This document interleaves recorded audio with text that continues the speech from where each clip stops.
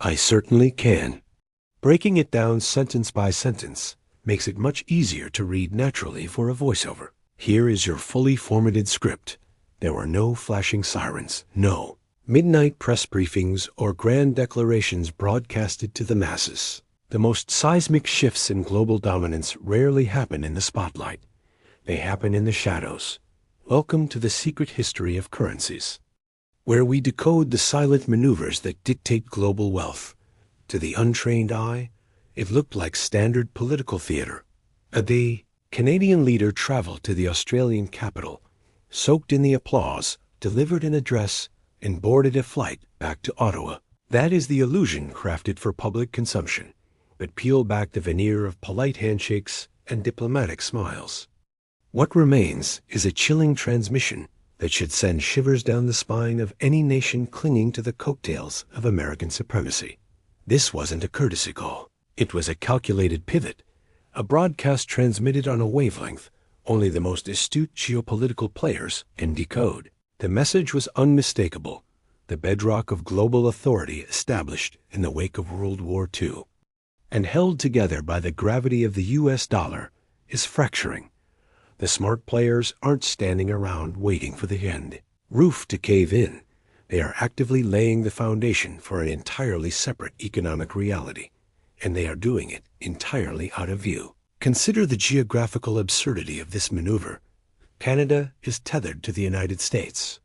It is America as ultimate trading partner, joined at the hip by the most extensive peaceful boundary on Earth, and locked into a web of continental defense and commerce treaties. Yet the Canadian leadership just traveled thousands of miles across the ocean to stand before a foreign legislature. The reason is simple: proximity on a map no longer equals alignment and strategy. Today, your closest allies are simply those willing to play by a reliable set of rules, especially when those rules are being torched by the very nation that wrote them. Australia is the perfect reflection of Canada. Both operate on identical institutional software parliamentary democracies, elite intelligence sharing networks, and highly advanced resource-based economies. But the true magnetic force pulling them together is much sharper. Combined, these two middleweights control the absolute lifeblood of the future economy. We aren't talking about crude oil or software empires. We are talking about critical Earth elements. Together, they command a massive chunk of the planet's lithium, uranium, and iron ore. They are the top two undisputed heavyweight champions for mining investment globally. Let that sink in. The elements required to manufacture electric cars, propel artificial intelligence servers, and build next-generation weaponry are dug out of the dirt. And these two nations hold the keys to that dirt. This isn't just luck, it is pure, unadulterated leverage. By pulling together a massive $25 billion initiative, they are rapidly constructing independent supply networks that bypass traditional monopolies. The tectonic plates of economic supremacy are violently shifting. This brings us to a pivotal revelation that the mainstream financial press completely ignored. During a seemingly routine questioning period, Mark Carney was cornered with a massive, heavy-hitting inquiry. Is the current administration in Washington actually trustworthy? A typical diplomat would dodge the bullet with vague platitudes. About enduring friendships, Carney, however, fired back with the surgical precision of a former central banking mastermind. He flatly stated that the United States had shattered its own continental trade pact with Canada. He didn't say it was bruised or renegotiated. He said it was obliterated. This wasn't merely a dispute over export taxes. A treaty was the legal bedrock of North American commerce, painstakingly drafted to guarantee stability across three massive economies. Violating it on the global stage is akin to a massive default. In the world of high finance, when a core contract is breached, panic ensues, counterparties scramble, trust evaporates, and capital aggressively flees. Every single sovereign state that holds a treaty with Washington just received a terrifying wake-up call. They watched the strongest bilateral contract on the globe get tossed in the shredder over sudden arbitrary tariffs.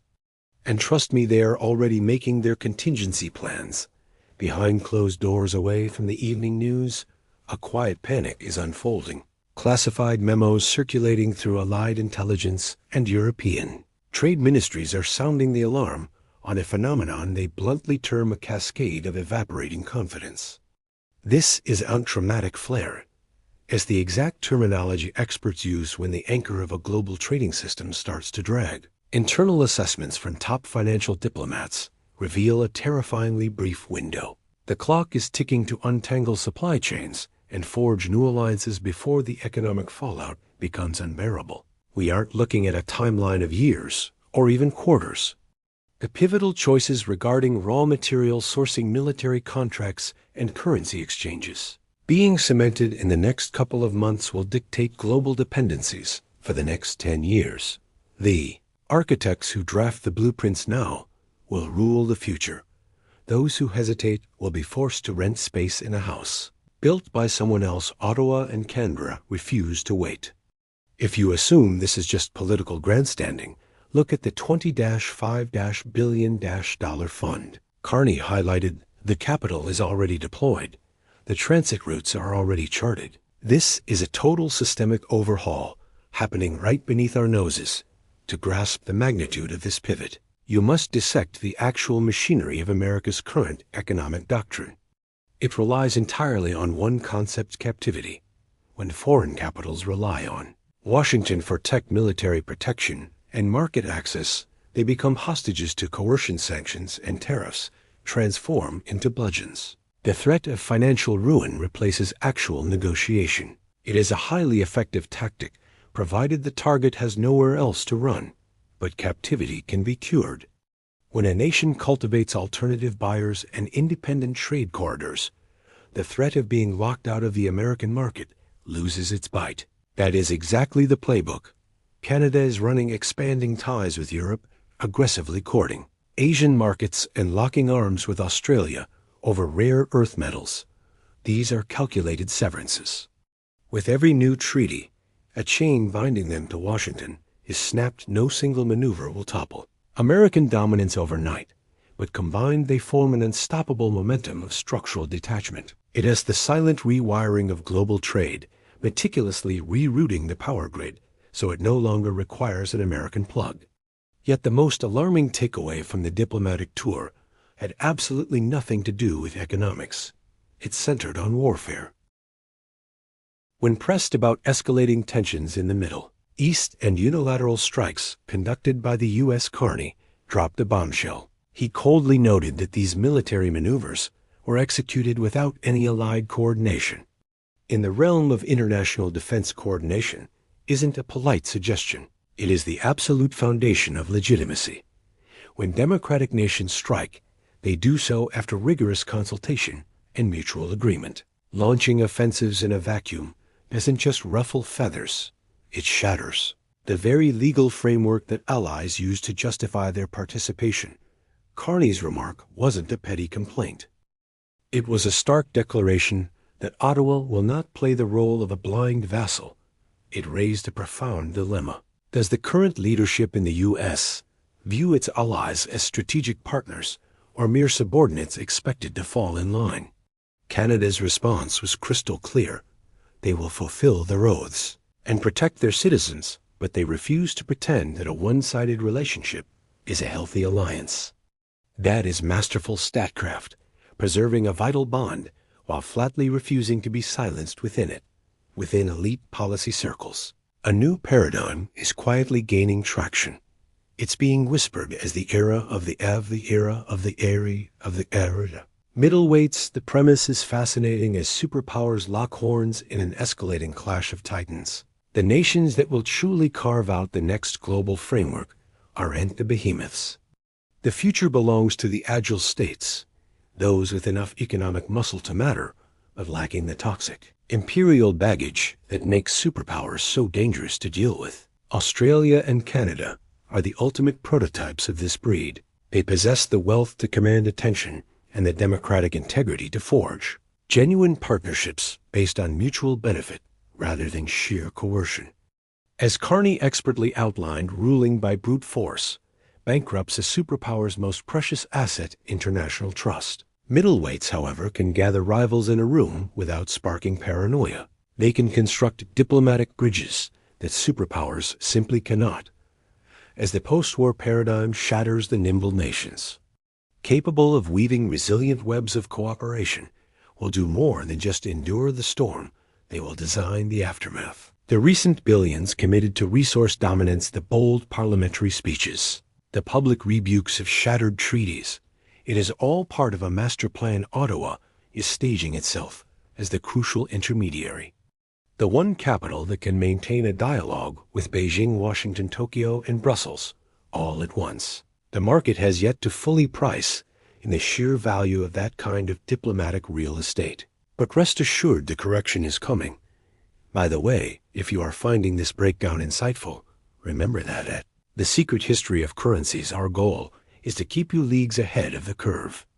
Let's just drill down into the tangible financial mechanics, because the geopolitical theory pales in comparison to the actual hardware being assembled. This bilateral friendship is forging an independent supply chain for the world's most critical resources, explicitly engineered to operate outside the gravity of any single superpower. Take lithium. It is the absolute core of our electrified future, from smartphone batteries to advanced defense systems. Currently, the refining of this metal is overwhelmingly monopolized by Chinese infrastructure. Both Canberra and Ottawa are aggressively funneling their multi-billion-dollar war chest directly into domestic processing facilities, ensuring raw ore becomes finished product without ever touching a foreign refinery. Then consider uranium. As the globe desperately pivots back to nuclear power to secure energy independence, these two nations stand as uncontested titans of extraction. They are positioning themselves as the indispensable fuel providers for a democratic, clean energy revolution. Add in Australian dominance over iron ore, and you are witnessing the birth of a colossal democratic resource syndicate. This isn't a cartel run by dictators using minerals as weapons. It is a reliable, legally transparent alliance. If you run a European battery plant, desperate to escape Asian monopolies or a nation building next-gen reactors, this new syndicate just became your lifeline.